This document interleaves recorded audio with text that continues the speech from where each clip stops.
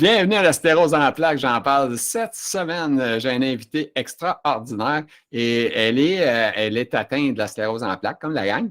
Et puis, elle, c'est une femme elle est très dynamique. Elle est impliquée dans, pas docteur, elle est inhalothérapeute. Elle travaille dans un hôpital. Elle a travaillé au CHUM à Montréal, puis elle est rendue au Lac-Saint-Jean. Et puis, elle a des très belles pensées au niveau de sa santé, la vie. En tout cas, bref, c'est une personne à rencontrer. Fait que je vous invite à écouter le podcast. Bon podcast à tous. Merci.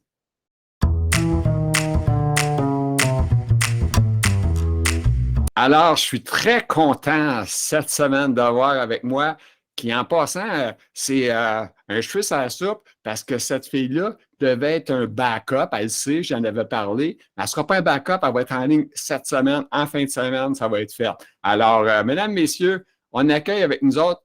Je vais l'appeler la bonne nouvelle parce qu'elle a des bonnes nouvelles, mais elle a quand même des choses. Puis elle a quand même de la sclérose, elle n'est pas là pour rien. Elle est impliquée dans le domaine de la santé. On va en parler tantôt. Alors, elle s'appelle Kim Gobeil. Comment ça va, Kim, aujourd'hui? Ça va super bien, merci. Ça va bien? Oui, Good. Ah, bon, tu as l'air en forme, toi, en tout cas. oui, moi, je suis super en forme. Moi, je suis comme une exception à la règle. Oui, c'est ça. Parce que toi, tu as comme la bonne nouvelle. Tu es dans le réseau de la sclérose, mais tu n'es pas trop magané par la sclérose. Donc, tu es une bonne nouvelle. Raconte-nous un peu ton histoire de la sclérose. En partant avant tout, là, où tu demeures, dans quel coin? Là, Je veux pas savoir ton idée. là, présentement, je suis au Saguenay, je suis à Chicoutimi, mais j'ai habité comme 19 ans à Montréal avant. Mais je viens de la région aussi. OK. Tu viens du Saguenay, par exemple, mais tu es allé à Montréal, c'est ça? On comprend ça, c'est ça? La base, c'est Saguenay, ça, c'est ta vie. Hein? Oui. Tu es né là, c'est ça? Exact. OK. Kim, aussi, tu as quel âge pour situer nos invités? Parce que tu as l'air jeune au bout, là. Moi, j'ai 40 ans. Ah, my God, l'âge du crime, hein? C'est bon, ça, 40 ans. T'as-tu bien fait? Ça a été pas pire fête parce que 40 ans, avec la maudite COVID en marde, ça n'a pas été super le fun. En fait, ma fête était le 24 mars, puis j'ai pogné le COVID le 23. Fait que ça a passé go. Mais ils se sont pas beaucoup d'invités. Non, pas vraiment. Mais ils se sont repris au mois de juin. OK. Fait que, hey, tu appelles ça une bad luck, tu tombes malade, genre, la veille de ta fête. Oui. Puis c'est un mot de chose. Puis toi, écoute, c'est un cas de particulier parce que les gens ne savent pas, mais tu es une inhalothérapeute, donc toi, tu as été super demandé dans le temps de la COVID. Puis est-ce que c'est vrai que ça existe, la COVID? Parce qu'il y en a qui y croient, il y en a qui ne croient pas. Moi, j'y crois là, parce que je sais qu'avec les soins de santé qu'on a présentement, on sait qu'on est magané en train de santé. Ça fait dur un peu. Là. Ça a bouleversé un peu tout l'ensemble de réseaux de santé, CLSC, des hôpitaux, tout le kit. Puis toi, comment tu trouves que ça s'est passé dans ton cas? As-tu été surchargé? Conte-nous ça. Ben, moi, dans mon cas, j'ai eu une hernie discale au mois d'août 2019. Fait que j'étais en arrêt de travail jusqu'au mois de janvier 2021. Donc, j'ai passé la COVID chez nous. Je n'ai pas été affectée par ça. Tu t'es organisé, toi, d'après moi. Tu savais que ça s'en venait à la pandémie, puis tu as dit fuck. Ah non, c'est parce que j'ai été pris avec une canne pendant 1 an et demi à cause de mon hernie discale. J'attendais la chirurgie. Je devais être opérée le lendemain que la COVID a été annoncée. Donc, ça a été retardé de 6 mois. C'est drôle quand tu racontes ça parce que, excuse-moi, tu dis, j'ai eu la COVID, non pas la COVID, mais tu me dis, j'ai eu une hernie discale, je marchais avec une canne. Mais tu sais, tout le monde qui pense à la sclérose en plaques va dire, mais là, elle marchait avec une canne, mais c'est pas la sclérose qui faisait marcher avec une canne, hein? C'est ça qui est l'histoire. C'est pas pareil. C'est pas pareil. Tu as goûté un peu à la canne, mais pas pour la maladie. Non, pas pour la maladie, vraiment pour mon hernie discale qui créait plein de désordres dans ma jambe, finalement. C'était à peu près les mêmes symptômes de la COVID, pas de la COVID, mais de la CEP, en fait. Puis mon neurologue se demandait justement si c'était une poussée très forte ou si c'était l'hernie qui entrait en jeu, parce qu'on était comme pas certain au début. Là. C'était vraiment mitigé entre les deux. Puis finalement, c'était vraiment l'hernie qui créait tout le désordre. Là, OK. Fait que cette hernie-là, c'est quand même très souffrant, on s'entend. Est-ce que tu as été opéré pour cette hernie-là, finalement? OK. Oui, j'ai été opéré. En temps de COVID, ils t'ont... c'est soit que tu étais connecté avec les docteurs ou tu as réussi à passer un peu plus vite. On ne sait pas, là. On pose la question, là, ça a été facile un peu pour toi parce que il y en a qui attendent longtemps. Là, tu sais. En fait, connecté, c'est sûr que je travaillais au CHUM en salle d'opération. C'est clair que tu connais les inalos, tu connais les anesthésistes, les chirurgiens et tout ça. Moi, la chance que j'ai eue, c'est de choisir mon chirurgien. Fait que, tu sais, avec mon neurologue, on a fait, ben, c'est tel chirurgien qui va m'opérer au dos, puis personne d'autre, tu sais. Fait que j'ai eu la chance de faire ça. Mais j'étais sur la même liste d'attente que les autres, par contre. Mais tu sais, comme mon hernie était relativement sévère, elle a quand même été repoussée de 6 mois, l'opération. J'ai quand même attendu longtemps. Là. J'ai attendu comme... C'était quoi le nom de ton docteur qui t'a opéré? Daniel Chédid. OK. C'est un bon, ça. Parce qu'on veut le savoir, nous autres, des fois. Tu sais, des fois qu'on aurait mal à quelque part, il faut y aller. Non, non, c'est pas vrai. C'est un excellent neurochirurgien. C'est ça. OK, merveilleux. Fait que c'est ça, tu étais au CHUM, tu travailles là, tu étais en arrêt de travail, puis là, bon. Puis là, en jasant un petit peu avant, tu me dis que tu avais eu, tu as parlé de la COVID, tu as eu la COVID en même temps que ta fête, c'est ça que tu racontais, là. Fait que, as-tu été rough, la COVID pour madame ou moyenne? Oui, elle a été rough, la COVID. Moi, ben, parce que je suis immunomodulée à cause du Tisabri, de un, je ne peux pas voir de patients COVID à l'hôpital. Je n'ai pas le droit d'aller aux patients qui sont COVID. Je peux aller aux patients, ça, c'est les patients considérés chauds. Je peux aller aux patients tièdes qui, on ne sait pas si on a la COVID ou pas, mais bref, je peux aller là. Fait que moi, c'est dans ce cas-là que j'ai attrapé le COVID à l'hôpital, finalement, parce que je suis allée voir un patient tiède, mais qui n'était pas encore dépisté. En tout cas, bref, c'est lui qui me l'a refilé, là. Mais malgré toutes les protections, des fois, ça passe pareil, là.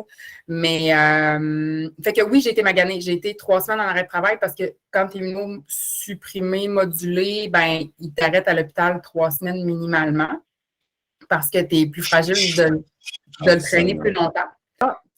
Là, on était à l'hôpital, tu as eu la COVID, tu l'as eu rough, c'était pas le fun, évidemment. Puis tu as passé à travers ça, mais est-ce que quand tu dis que tu as été 3 semaines en congé, c'était 3 semaines sur le cul ou 1 semaine, 2 semaines? Ça ressemble à quoi? Ben, j'ai été un bon 2 semaines sur le cul. Pour de vrai, tu sais, les frissons, la température, j'ai tout fait les symptômes. J'ai perdu légèrement le goût, j'ai les symptômes gastriques, je les ai eus aussi, j'ai tout eu. Puis le pire, ça a été vraiment l'épisode fatigue parce que, tu sais, aller jusqu'à 3 jours avant que je recommence à travailler, j'étais essoufflée à monter les marches chez nous. Fait que, ouais, ça a été quand même rough, mais je m'en suis sortie, là, correct. Tu sais, j'ai pas eu de COVID longue, j'ai pas eu de symptômes. Fait que oui, la COVID, elle existe pour vrai à l'hôpital, sincèrement. Tu sais, quand on dit qu'il y a beaucoup de gens, les soins intensifs, c'est prenant, ben oui, il y a beaucoup de malades. Puis, tu sais, c'est des personnes jeunes qui décèdent aussi. Puis, tu sais, c'est pas juste... oui.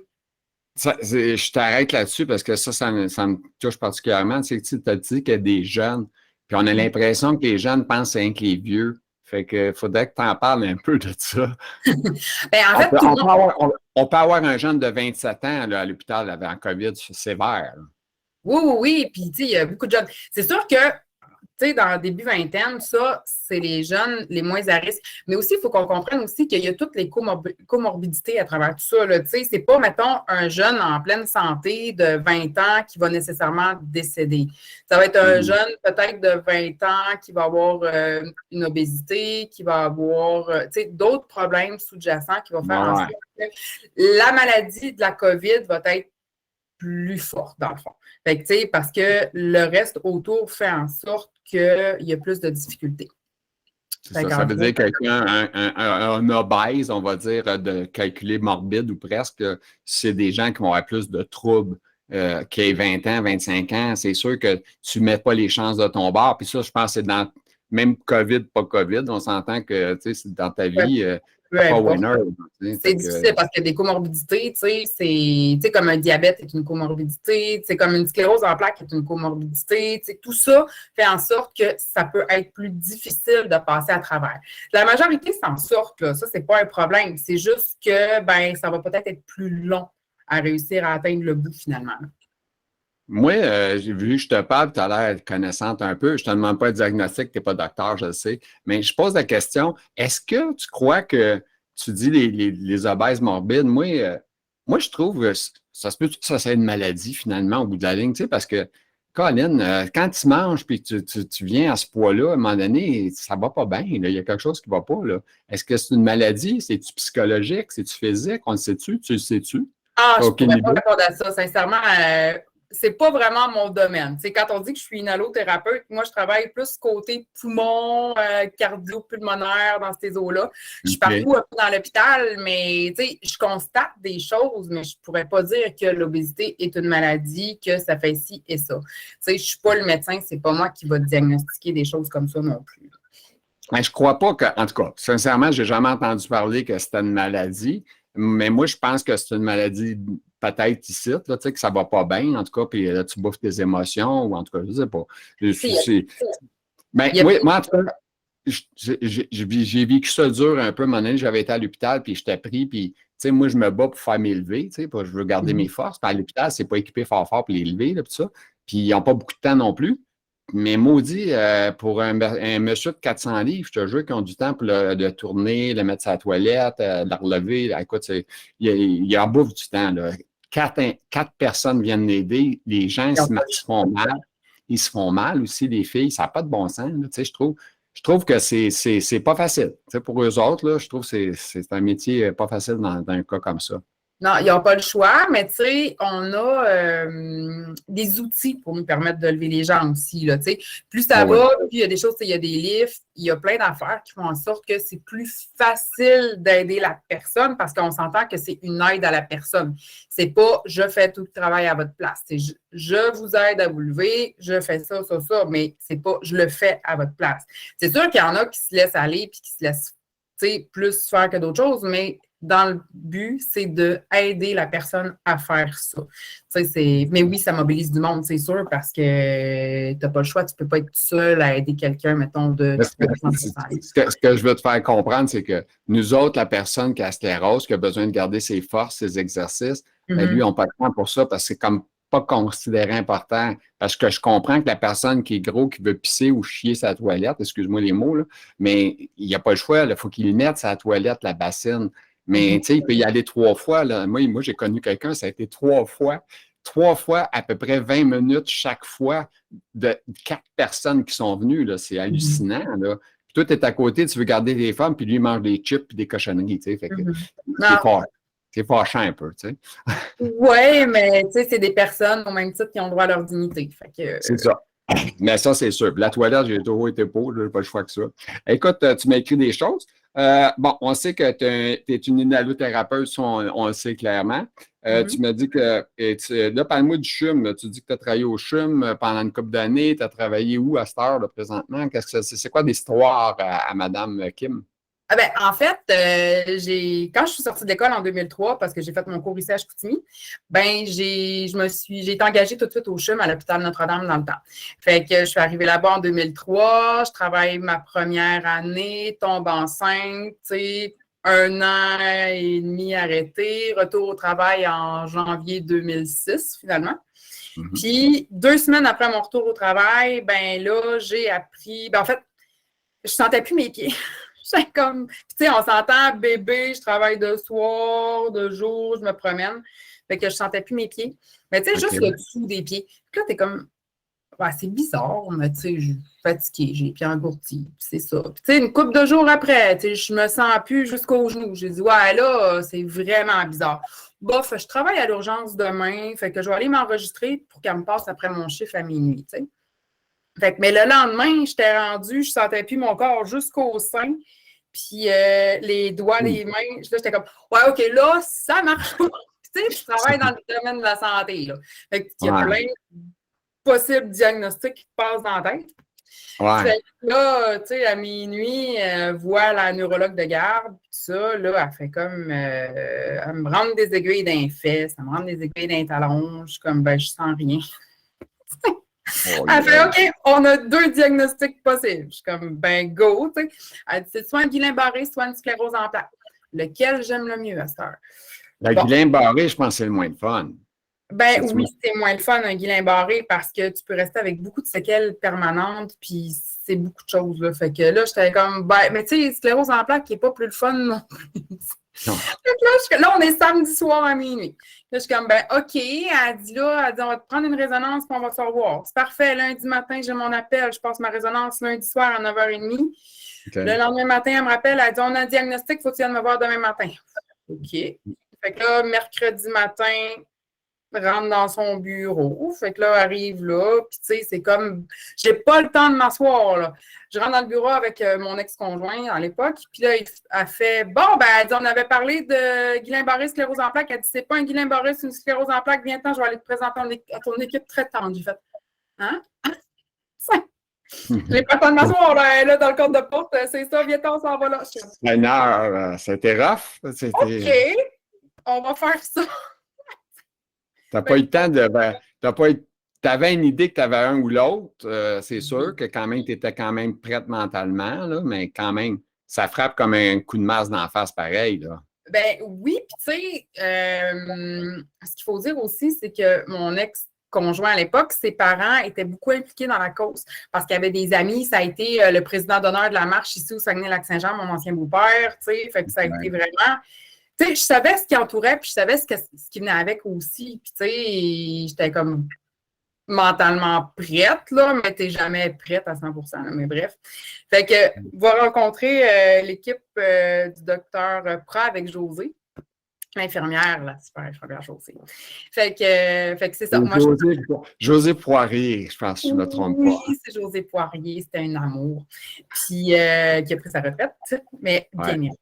Puis, fait que c'est ça. Fait que j'ai rencontré Alexandre Prat, dans le fond, qui est mon médecin, puis qui me suit encore. J'arrive d'ailleurs, je suis allée le voir la semaine passée, jeudi cette semaine. J'avais mon rendez-vous à Montréal. Puis, fait que c'est ça. Fait qu'eux, ils sont arrivés, on a regardé les IRM, tout ça. Puis, pour être diagnostiqué sclérose en plaques, ça prend 4 plaques dans le cerveau, tout ça. Moi, j'en avais 24. J'avais 24 plaques à ce moment-là, puis j'avais une plaque dans la colonne.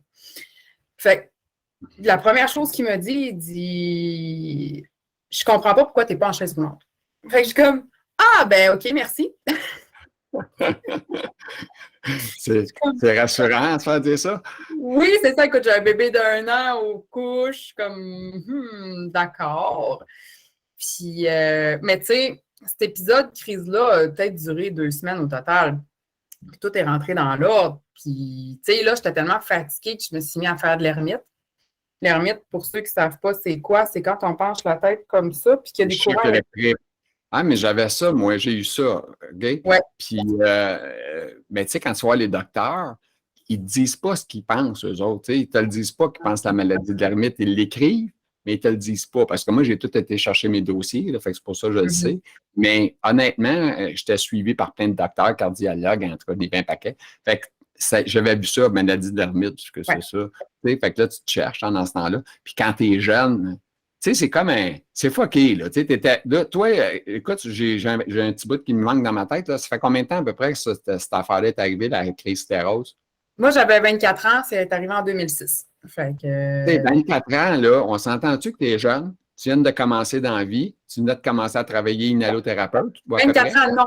J'avais 23 ans. J'allais avoir 24 ans au mois de mars. OK. Fait que tu avais 23 ans, c'est jeune en maudit, là, tu sais. Puis tu commençais à travailler, tout simplement, là. Tu venais de commencer dans les hôpitaux, là. Ben, oui, puis tu sais, on s'entend qu'en plus, j'avais été arrêtée. J'ai travaillé 1 an, j'ai été arrêtée 1 an et demi pour ma grossesse parce que j'ai eu un retrait préventif immédiat à l'hôpital. Fait que j'ai eu toute mon année à la maison avec mon garçon. Puis quand je suis commencée à travailler 2 semaines après, c'est tombé. Fait que tu sais, ça a été super rapide, là. Tu sais, je me souviendrai toujours dans quelle chambre j'étais quand je me suis mis à me dire je me sens plus les pieds. Tu sais, c'est ça pareil. C'est quelque chose. Mais ce qui est capoté de toi, là, c'est que là, présentement, Kim n'a rien. Non. J'ai fait des poussées. Tu sais, on s'en excuse, le neurologue, il dit-tu c'est bizarre, je comprends pas. Et t'as-tu dit ça ou s'il dit non, ça peut arriver? Non, il ne m'a jamais dit ça. Tu sais, il a toujours dit parce que à partir du moment où moi, le diagnostic est rentré, ben là, j'ai fait, parce que moi, je suis quelqu'un de hyper sédentaire, puis bon, c'est pas vrai. Tu sais, je faisais du sport au cégep, puis tout ça. Ben, tu sais, on s'entend à déménager, commence à travailler. Le petit qui arrive, j'avais sédentaire pas mal.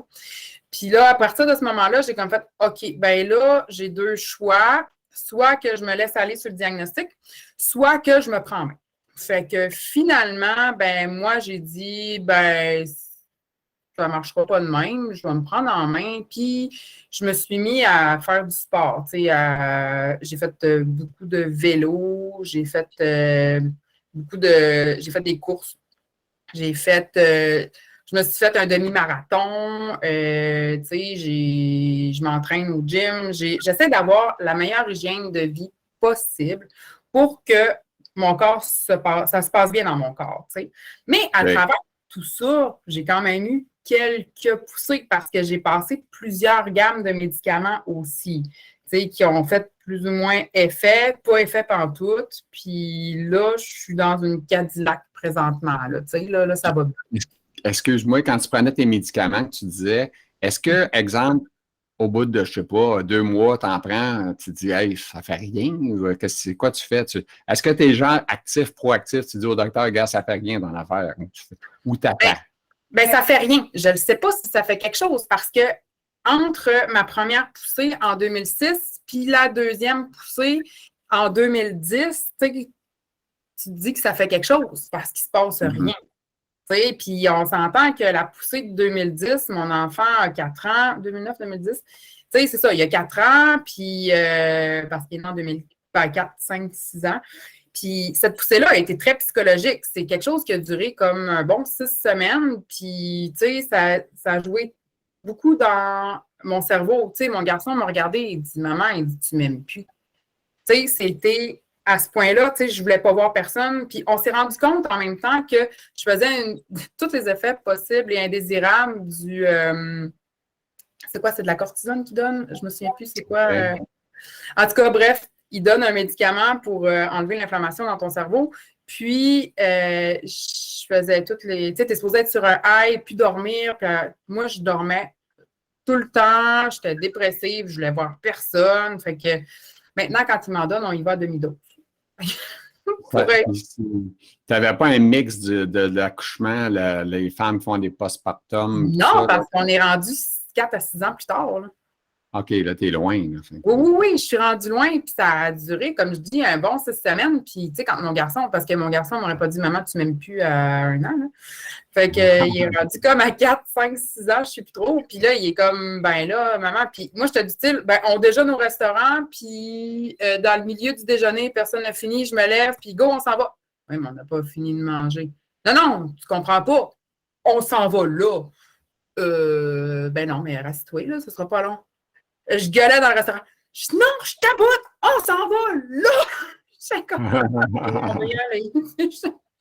Mais je comprends pas. Puis, tu sais, ça a été vraiment psychologique, ça a été vraiment difficile dans cet épisode-là. Ça pour dire que, tu sais, ça peut être, oui, physique, mais, tu sais, il peut se passer plein de symptômes neurologiques aussi, puis dans notre façon d'être. Puis moi, ça a été ça, là. Tu m'amènes ça de quoi, là? Parce que moi et toi, on a tous les deux des problèmes différents, mais on en a tous. Le but des podcasts, c'est ça, c'est de parler de la maladie de toutes les différentes manières. Puis je me demande, parce que ça me touche, parce que le psychologique, au niveau, je te dirais, cognitif, j'ai pas trop de problèmes. Là, tu sais, je suis tout là, je suis organisé et tout ça. Mais l'humeur, ça commence là, des fois à me jouer. Puis je te dis, ça fait 30 ans et plus, j'ai la maladie. Puis il me semble que j'avais beaucoup plus de patience avant, puis on dirait que je n'ai plus bien. Tu sais, c'est comme. C'est pas si c'est la maladie. Tu sais, on dirait que je suis brûlé, premièrement. Je suis crevé mort tout le temps. Fait que c'est dur. Fait que c'est sûr que quand on est fatigué, tu sais, la composante fatigue, ça joue vraiment sur le psychologique parce que, tu sais, tu veux faire quelque chose, mais tu n'es pas capable de faire quelque chose. Fait qu'à la longue, ton cerveau fait comme, ben là, voyons, je veux aller là, mais je peux pas aller là. Fait que c'est des deuils qu'il faut faire, là. Tu sais, on s'entend que des deuils, pour passer à travers, c'est long, là, parce que, tu sais, tu as tout le déni, la colère, tu sais, avant d'avoir l'acceptation, là, tu passes par 6 autres phases, là. Fait que, oui, ça devient compliqué, là. Puis, tu sais, c'est pas facile de dire, ben, de faire le deuil de, ben, écoute, je pense que ma maladie m'apporte là, ben, il faut que je l'accepte. Tu sais, Mais avant de dire je l'accepte, ben c'est long, là. Le processus peut être long. C'est différent pour chaque personne. Fait que oui, c'est que ça peut être difficile. Moi, j'en ai vécu plusieurs, là, fait que, un petit peu d'expérience. Au début, tu gobes plus lentement, mais plus que ça avance, plus tu n'as pas trop le temps pour les gober. Là, on dirait que tu as toujours, tu sais qu'il va en avoir un autre peut-être qui s'en vient. Parce que quand tu commences à en avoir un petit peu plus, on dirait qu'il se rapproche. Moi, je suis rendu en mode progressif secondaire. Fait que je suis plus dans le même mode, le cyclique. Là, le cyclique, j'ai fait 20 ans. Fait que j'ai donné là-dedans, mais mais c'est ça. Qu'est-ce que tu dis? Puis les deuils, il y en a des pires que d'autres, on s'entend. Là, Moi, tu sais, quand tu dis que, tu sais, à un moment donné, tu commences à avoir de la misère à marcher, puis tu dis, ouais, là, je réfléchirais peut-être capable de marcher.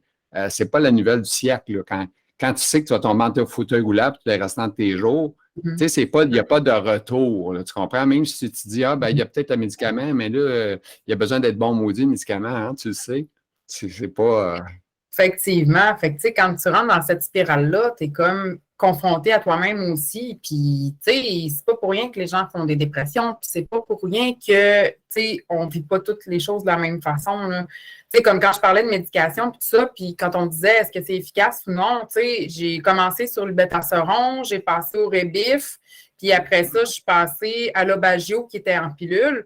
Ben, entre tout ça, tu sais, j'avais fait 2 poussées, puis quand j'ai commencé l'Aubagio, parce que j'étais écœurée des injections, ben j'ai fait une poussée où c'était tous les symptômes d'un AVC. Tu sais, j'avais le bras, j'avais la bouche, j'avais tout.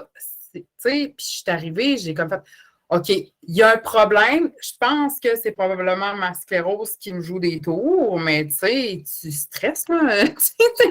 Comment je fais Non, ça, je te le donne à 100 C'est stressant. Oui, puis à partir de ce moment-là, on s'est rendu compte que l'Aubagio n'a jamais fait effet. Puis l'Aubagio, il m'a créé plus d'une vingtaine de nouvelles plaques. Fait que, tu sais, ça a été vraiment une déchéance de ma maladie à ce moment-là, mais je n'ai pas encore de séquelles. Tu sais, on s'entend là-dessus. Ouais. Fait que, mais tu sais, ce moment-là, le lundi, j'appelle Josée. Tu sais, Josée, là, ça va pas.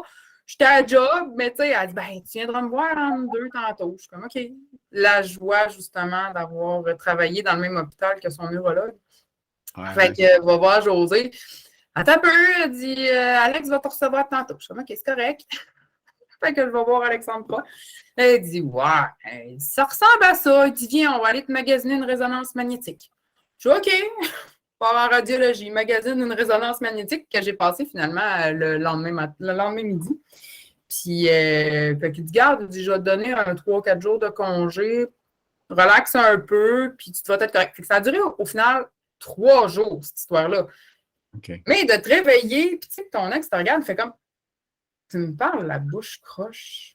C'est pas normal. Je suis comme, non, c'est pas normal. Non, c'est pas normal. Tu te sentais pas très bien, là. Surtout quand tu vas le faire, tu disais, je pense que ta bouche est un peu paralysée. Oui, c'est ça, tu vas, OK, t'as peu, non, ça marche pas pantoute. Fait qu'on va aller voir, tu sais. Mais après ça, après l'épisode Aubagio, je suis passée par ça. Kim, j'ai une petite question vite fait, parce que tu me parles de ça. Est-ce que toi, parce que moi, ça m'aurait stressé, ben, moi, j'ai perdu le goûter à un moment donné, l'odorat t'a foqué, le goûter, puis c'était la sclérose qui faisait ça. Puis toi, tu me parles de la bouche qui parlait moins bien. Est-ce que, sur le coup, tu te mets à penser, oh, non, je ne vais pas me mettre à parler mal. T'as-tu eu peur? Non, pas trop pire? Hey non, moi, je suis tellement cordonnier mal chaussé là, que ça, c'est arrivé le dimanche, puis je travaillais le lundi matin. Je dis, c'est ma sclérose qui me niaise, je vais y aller juste lundi matin. Mais si j'avais fait un vrai ACV, j'aurais été vraiment dans le chenoute parce que j'aurais passé go. Pour de vrai, là, moi, ça a tout de suite fait, OK, c'est ma sclérose qui me joue des tours, fait que je vais aller voir mon neurologue demain, puis tout va être correct. Là. Mais j'ai vraiment pas été prudente là-dessus, puis je l'ai toujours dit par après, OK, j'aurais peut-être dû venir la veille tout de suite quand ça s'est arrivé, parce qu'on s'entend que je serais plus là pour en parler. Peut-être, mais tu sais. Non, mais tu es là, en tout cas. Tu le fais bien en passant, OK? Alors, écoute, je vais regarder tes questions, tes suggestions de questions, là, puis je vais arriver avec de quoi. De diagnostic, on en a parlé. L'importance d'en parler à ses enfants, tu as marqué ça, fait que pas nous en ont. Oui, parce que Tu sais, on s'entend que moi, j'ai été diagnostiquée, mon garçon avait 1 an. Fait que, tu sais, tu te dis, ben rendu là, je l'annonce comment? Tu sais, c'est quand je décide de. Parce qu'il faut y en parler, tu sais, veux pas. Puis même avec la famille, là. Moi, je connais beaucoup de gens qui gardent ça secret, qui gardent ça pour eux, puis qui n'en parlent pas, puis tout ça. Moi, je trouve que c'est un fardeau excessivement lourd et une charge mentale qu'on n'a pas de besoin. Fait que, tu sais, c'est important d'en parler. Puis, ce qui est le fun, c'est que la Société canadienne de la sclérose en plaques propose plein d'outils pour en parler avec les enfants. Tu sais, il y a plein de guides, de livres que tu peux faire imprimer, que les enfants peuvent colorier pour tous les âges. C'est vraiment super intéressant. D'ailleurs, je les ai appelés cette semaine, eux, parce que il y a des programmes qui ont été mis sur la glace à cause de la COVID, dont le camp de vacances SP pour, il y avait 2 camps par année, un pour les 7 à 11 ans, puis les 12 à 17 ans. Puis, c'est super. Moi, mon garçon a participé aux deux phases, là, puis c'est vraiment le fun parce que c'est, mettons, 60% d'une base plein air d'un vrai camp de vacances, puis ça dure 1 semaine, puis tous les frais sont payés par la Société canadienne de la sclérose en plaques. Là. Il n'y a pas de frais associés à ça. Là. Puis, il y a 40% qui est basé sur l'ASP. Fait que dans le fond, ce qui se passe, c'est qu'ils font de la simulation de symptômes, ils font des courses avec des handicaps, ils parlent tout ce qui va. Ils font des petits quiz sur la maladie, qu'est-ce que vous savez, ils font des dessins, ils font tout pour exprimer les émotions, qu'est-ce que tu ressens et tout ça. Fait que c'est vraiment intéressant. Puis, quand je l'ai appelée cette semaine, parce que là, c'est vraiment sur la glace, elle me dit que c'était des choses qui allaient revenir éventuellement. Pour l'instant, c'est encore en discussion, mais éventuellement, ça allait revenir. Au même titre que le magazine Les Nerfs, qui était un super magazine pour les adolescents, gratuit, qui arrivait chez vous. Puis, il y avait des petits jeux dedans, il y avait des témoignages d'ados qui avaient un parent atteint de la sclérose en plaques qui expliquait ce qu'il vivait puis comment ça se passait. Fait que c'est vraiment des outils super le fun pour les enfants. Puis, tu sais, de base, là, quand on va sur leur site, là, ben, il y a un guide à l'intention de la famille qui dit quand en parler avec les enfants. Puis, il t'explique vraiment super le fun, tu sais, les questions que les enfants peuvent avoir possibles, tu sais, comment est-ce que le type de réaction qu'il peut avoir avec l'âge, tout dépendamment. Tu sais, moi, mon gars, il sait que je suis malade depuis qu'il a 3 ou 4 ans, là. Ça a été super rapide, là, au début, là, tu sais, il a comme toujours su. Mais il faut être prêt aussi à accueillir leurs questions. Puis, il faut être prêt à leur faire, pas à banaliser, mais à leur faire vivre leurs émotions par rapport à ça aussi. Fait que, tu sais, c'est tout bien expliqué comment le faire dans le guide. Fait que c'est vraiment super intéressant. Puis, tu sais, moi, je me souviens quand j'ai lu le petit livre avec mon gars au pays de Méline. Tu sais, c'est comme une super de belle petite bande dessinée que tu peux faire imprimer. Moi, je l'avais fait imprimer en noir et blanc. Puis, il l'avait tout colorié, puis on l'avait regardé ensemble. Puis, tu sais, ça explique des choses. Puis, tu sais, plus tu vieillis, ben plus tu as des ouvrages adaptés. Tu sais, comme il y a Perd pas l'équilibre, qui est un livre plus adapté pour les ados. Fait que puis il y en a 3-4 autres de même aussi. Là. Fait que c'est pour de vrai super intéressant. Puis je trouve qu'on n'en parle pas assez de cet aspect-là, de la communication avec nos enfants, notre entourage et tout ça. Puis tu sais, on ne peut pas garocher ça de même sur un coin de table. Hey, by the way, j'ai une sclérose en plaques, je suis malade, je ne sais pas si je vais être en chaise roulante demain matin. Non. Ça ne marche pas comme ça, tu sais. Puis je pense que de prendre le temps de le faire, de prendre le temps d'avoir toute l'information pour le faire, c'est vraiment important. Puis, ils ont des petites vidéos aussi qu'on peut écouter qui est explicatif avec les enfants. Fait que, pour de vrai, je pense que ça vaut la peine d'aller voir. Puis, tu sais, ça, c'est super trouvable. Là. Il y a une bibliothèque pour ça dans ressources sur le site, là, les sclérose en plaques ressources, il y a une bibliothèque, puis les livres sont là. Fait que c'est vraiment, ça se trouve vraiment super facilement, un petit peu de Google, puis c'est fait. Là.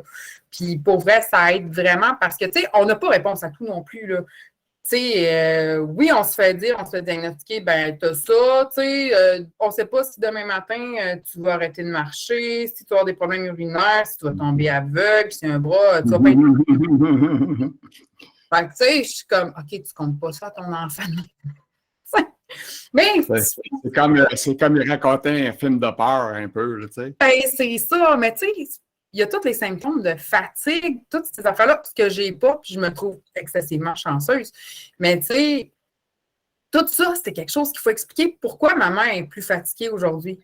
Tu sais, c'est pas parce que maman veut pas jouer avec toi. Tu sais, maman elle a une maladie qui fait en sorte qu'il y a des journées où, oui, je peux être plus fatiguée. Fait que c'est pour ça, je pense que c'est vraiment important de ne pas tarder.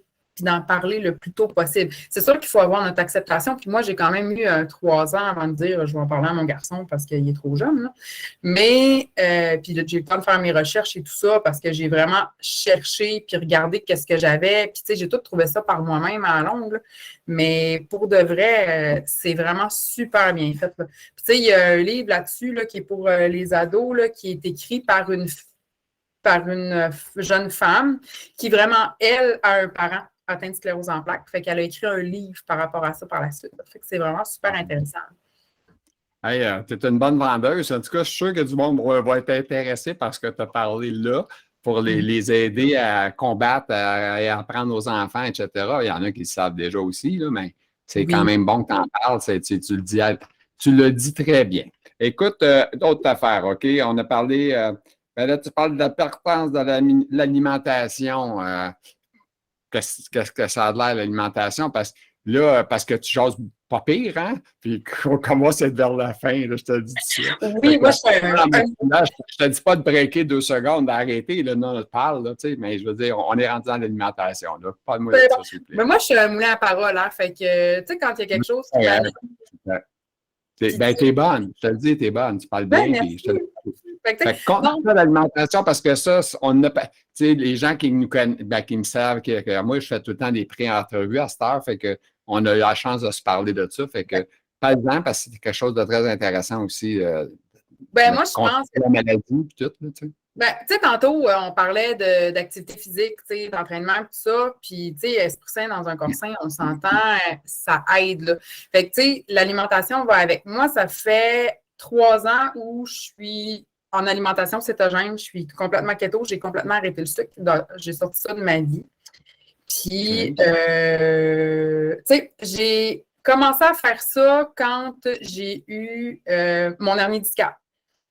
Fait que, tu sais, j'étais à la maison, j'étais en arrêt maladie, j'avais le temps de penser à moi. Fait que j'ai fait des recherches sur l'alimentation, qu'est-ce qui pourrait justement m'aider et tout ça, parce qu'on s'entend qu'une sclérose en plaques est une maladie inflammatoire. Fait que là, j'étais comme, bon, alimentation cétogène, une alimentation anti-inflammatoire. J'ai dit, ben, tu sais, 1+1. Je perds rien à l'essayer. On s'entend, là. C'est ça, il y a essai-erreur qu'on appelle. Tu l'as appris, ce mot-là, essai-erreur, hein, avec les gens de la sclérose. Ça, on entend ça tout le temps. Effectivement. Fait que, tu sais, ben là, ça fait 3 ans que je suis keto, en fait.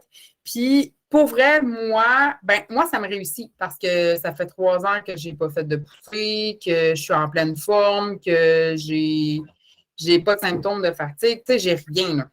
OK, j'avais rien, mais tu sais, je veux dire, ça fait 3 ans que je me porte bien. Puis, tu sais, même mon neurologue, encore cette semaine, lui, il est pour ça, là, tu sais, il me disait, ben écoute, ça te réussit bien, ben on continue dans le même sens parce que, de toute façon, le sucre, c'est du poison. On s'entend là-dessus pour dire que le sucre est un super allié. Et oui, il y en a même dans le sel de table. Fait que, quand tu commences à regarder où est-ce qu'il y a du sucre, mais c'est vrai, dans ta boîte de sel Sifto, là, genre, pour ne pas le nommer, là, ben, il y a du sucre dedans pour empêcher. Oui, il y a vraiment du sucre dedans pour empêcher le sel de s'agglomérer. Fait que c'est pour ça que quand tu commences. Moi, le sel, je l'ai banni. Fait que je mange pas, je sale pas, ou presque jamais, à part des frites. Puis les frites, j'en mange 10. Ils sont comptés. Okay. C'est fou. Tu vois, moi, je mange plus de patates tout court parce qu'il y a du sucre. Fait que, tu sais, mais le sel, il faut que j'en mange 2 cuillères à thé par jour au minimum. Parce que en étant en alimentation cétogène, ben, j'enlève l'inflammation de mon corps, donc je ne fais plus de rétention d'eau. J'ai une question régime là, que tu parles. Le riz, c'est quoi dans ton affaire, le riz? Parce que moi, j'aime pas le riz. C'est quoi? C'est du riz de chou-fleur. OK, du riz de chou-fleur, un riz spécial. Le riz Minute Rice, Minute Rice. Non, moi, je mange pas de riz. Tu sais, moi, je mange pas de riz, pas de pâte, pas de patate, pas de pain, pas de farine, pas rien qui contient du sucre. Tu sais, j'ai des substituts, mais tu sais, comme cette semaine, je suis allée chez Petit Cake me chercher des gâteaux cétogènes. Fait que, tu sais, c'est fait avec de la farine d'amande, c'est fait avec de l'érythritol au lieu du sucre, c'est fait avec des choses qui ne jouent pas sur ma glycémie. Fait que dans le fond, en ne jouant jamais sur ma glycémie, ben, j'ai jamais de baisse d'énergie. Fait que je suis toujours sur un high. Fait que c'est ça aussi, je pense que ça peut être avantageux quand on est en état de fatigue parce qu'on n'a plus l'espèce de down. Tu sais, quand tu as mangé le midi puis tu as mangé un spaghetti, appétit, puis tu te sens vraiment après ça lourd, puis fatigué, puis tu as une baisse d'énergie, puis tu fais comme ah, ben moi, ça, je ne l'ai pas.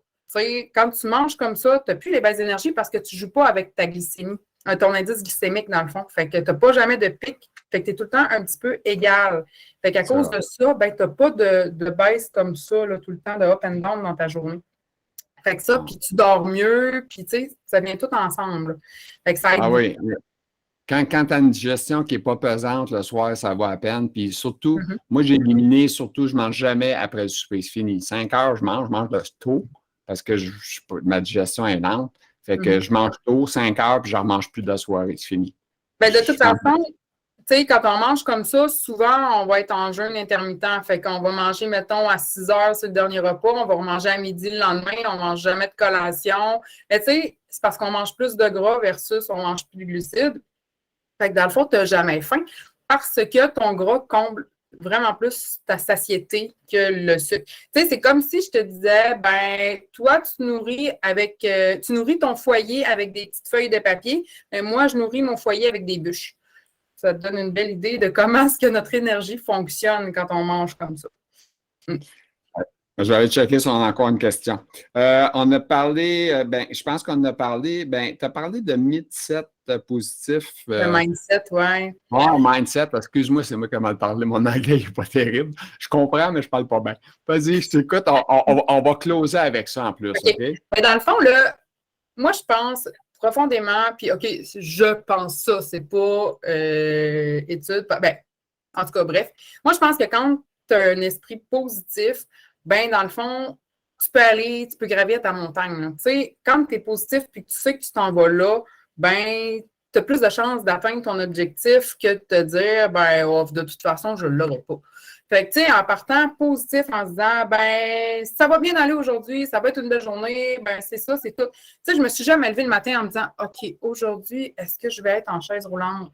Non, j'ai jamais fait ça. Tu sais, je suis toujours partie de l'idée de dire, bon, ben c'est une belle journée, go, on s'en va. Puis, tu sais, j'ai toujours vécu ma journée comme si c'était la dernière. Tu sais, comme, moi, je vis à fond. Puis c'est ça, c'est tout, là. Tu sais, je ne sais pas si demain existe. Excuse, par défaut, là, tu tasses-tu les gens qui ont du négatif, des toxiques que j'appelle? Pas nécessairement tout de suite. Tu sais, ça va finir par arriver. Tu sais, comme j'ai une de mes sœurs avec qui je ne parle plus qui me grugeait beaucoup trop d'énergie. Tu sais, à un moment donné, j'ai fait OK, non. Je suis pas capable. Je suis pas là dans ma vie. Moi, j'ai pas besoin de ça. J'ai pas besoin que tu viennes me gruger toute mon énergie. J'aime mieux arrêter la relation plutôt que de dire. Mais tu sais, avant d'arrêter la relation, il s'en est passé de l'eau sous le pont. Là, ça s'est pas fait aujourd'hui, c'est ça, ben demain, ce sera plus ça. Il s'est passé une année, 2, puis là, j'ai comme fait une année, non. Puis tu sais, j'ai même réessayé entre-temps, puis ça a fait, oh, non, c'est du pareil au même, ça marche pas. Mais tu sais, moi, je pense profondément que si tu es positif, puis si tu t'amènes un esprit positif, ben tu peux, comme je disais tantôt, gravir une montagne. Moi, en tout cas. Un esprit sain dans un corps sain, qu'on dit. Hein? Ben, comme je disais tantôt. Oui, ça va sur tous les aspects de la vie. Là. OK. Fait que toi, tu es une fille très dynamique, en bonne santé. Sclérose, elle est loin. Elle est là, mais elle est loin. Puis toi, tu y penses pas trop. Tu essaies de ne pas y penser.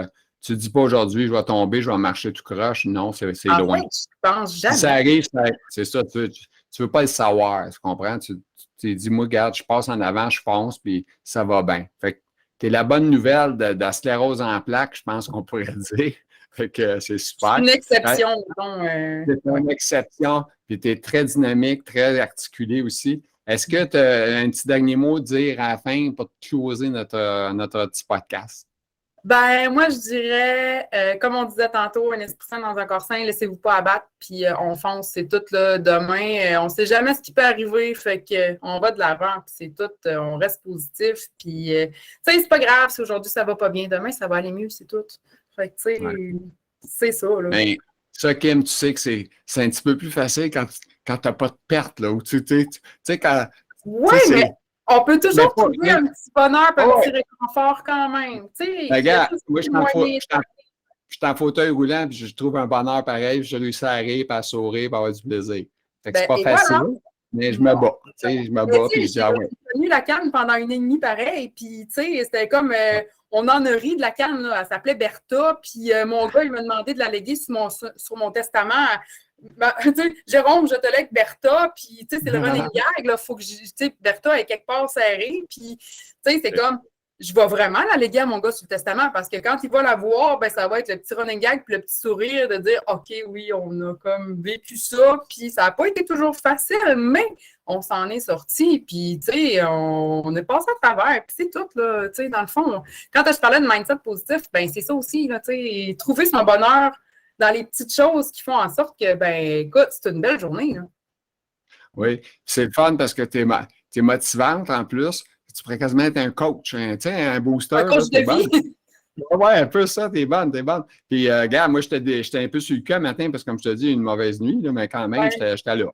Regarde, Ben oui. ça paraît pas. Ça paraît pas. Ils savent pas. Là, je le dis, là, mais j'ai fait ma job comme il faut. C'est quand même Fait un qu'écoute, sourire de bon visage, là, tu sais. exactement. On a le sourire tous les deux, puis on a eu du plaisir. J'ai été Exact. très, très, très content de te rencontrer. Je suis très content de te présenter aux gens. Je pense que les gens vont adorer ton thinking puis tout ce que tu as pensé. Je pense que tu vas être une référence pour bien du monde. Fait que merci beaucoup de ton temps. C'est Ça très, m'a très, fait très, plaisir. très apprécié. Merci. Ben, merci à Bonne toi. fin, bonne fin d'année. Ah, Salut. oui. Bye. Bye. Bye bye. Aïe, aïe, on a eu du plaisir avec cette méthode-là. J'espère que ça vous a plu, le podcast. Je trouve qu'il y a eu beaucoup de choses qui ont été dites. J'espère que ça va aider des gens.